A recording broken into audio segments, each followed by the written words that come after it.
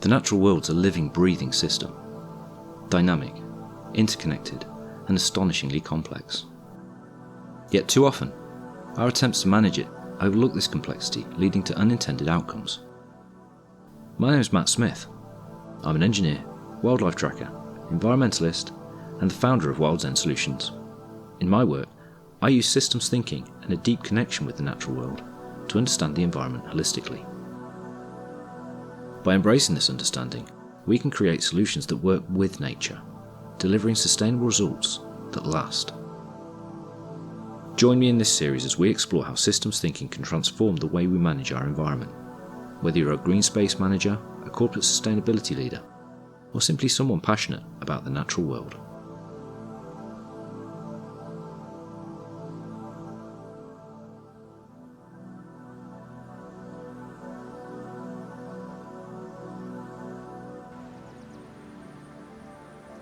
In our last video, we explored what complex systems are and why systems thinking is essential for navigating them.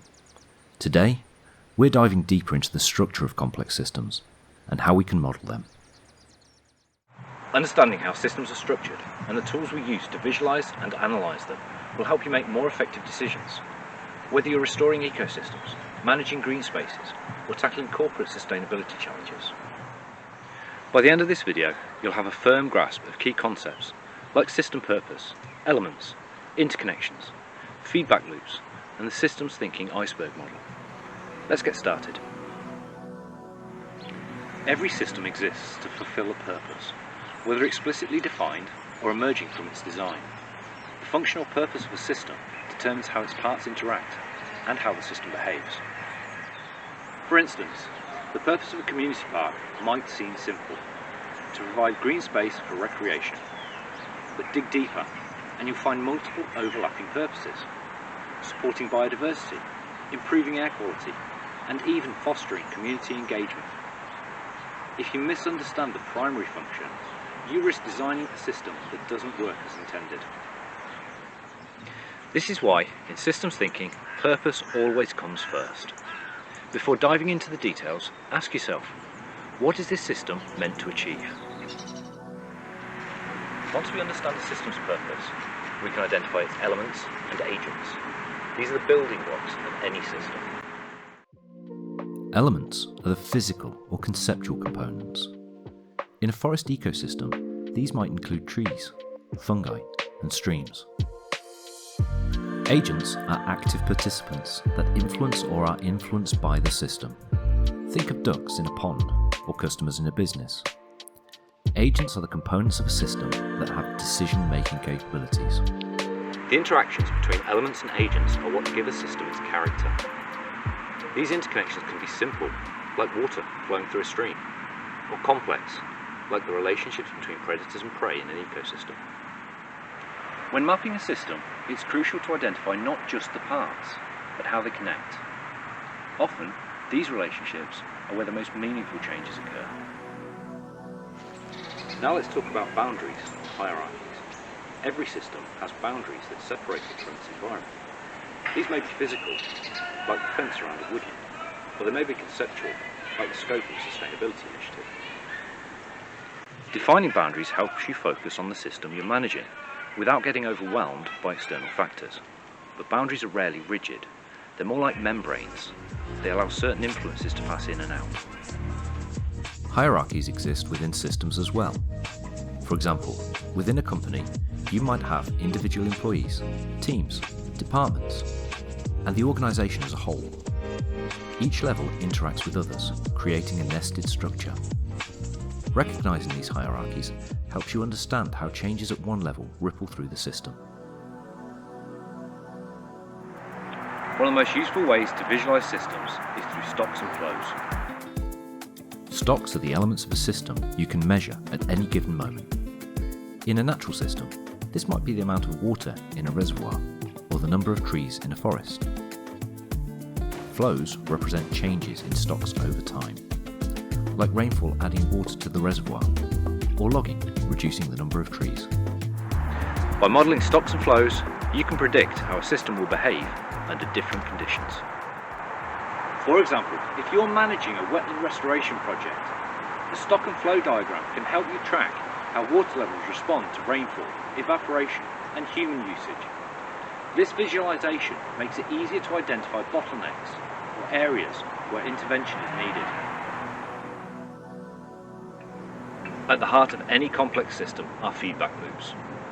These are cycles where the output of a process influences its input. Feedback loops are what make systems dynamic and adaptive. There are two main types. Positive feedback amplifies changes, driving the system in the same direction. For instance, in climate systems, melting ice reduces reflectivity, which leads to more heat absorption and further melting, a reinforcing loop. And negative feedback counteracts changes, stabilising the system. Think of a thermostat in your home.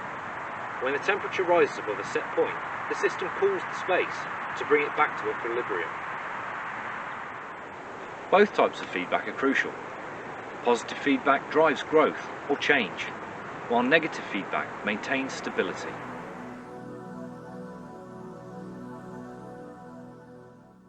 Let's expand on feedback loops with two specific categories. These loops amplify effects, creating exponential growth or decline.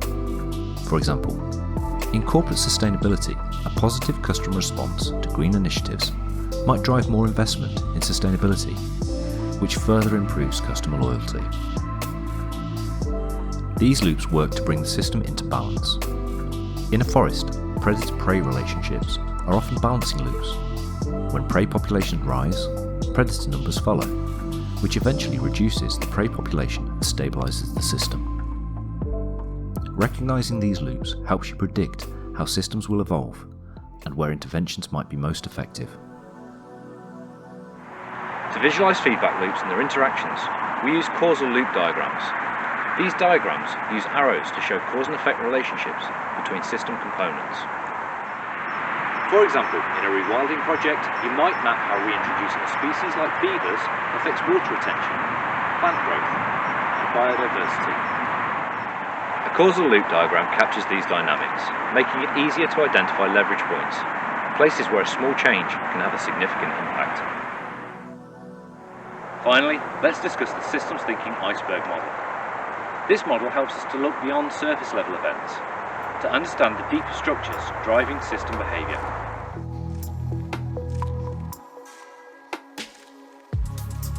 Events are the visible outcomes, like a park flooding after heavy rain. Patterns are recurring trends, such as seasonal flooding every spring. Structures include the underlying relationships and feedback loops, like the drainage system and land use. Mental models are the beliefs and assumptions shaping decisions, like how people value green spaces versus urban development. By addressing structures and mental models, you can create lasting change, rather than just reacting to events. Complex systems are intricate, dynamic, and full of surprises. By understanding their structure and using tools like stock and flow diagrams, feedback loops, and the iceberg model, you can make better decisions and design more resilient systems.